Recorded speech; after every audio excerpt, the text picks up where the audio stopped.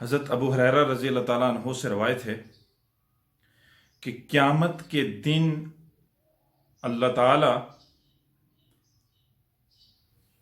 3 لوگوں کی طرف نگاہ بھی نہیں کریں گے، ان کا تزکیہ نہیں کریں گے۔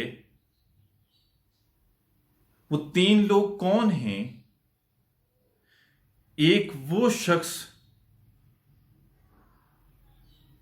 جو بوڑھا ہے، ضعیف ہے اور زنا کرتا ہے، بدکاری کرتا ہے، اللہ اس کی طرف نہیں دیکھیں گے اور ان کے لیے قیامت میں دردناک عذاب ہوگا۔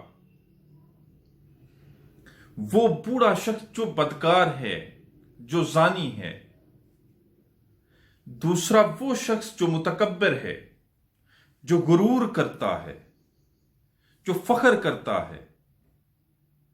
اور تیسرا جھوٹا فرمان روا، جھوٹا حکمران، جھوٹا بادشاہ، جو جھوٹ بولتا ہے، عوام کے سامنے سچ بات نہیں لاتا۔ حضرت ابو ہریرہ رضی اللہ تعالیٰ عنہ نے فرمایا کہ نبی مکرم صلی اللہ علیہ وآلہ وسلم نے فرمایا کہ اللہ ان 3 شخص کو قیامت میں ان کی طرف نگاہ بھی نہیں کریں گے اور ان کے لیے برا عذاب تیار کر رکھا ہے، دردناک۔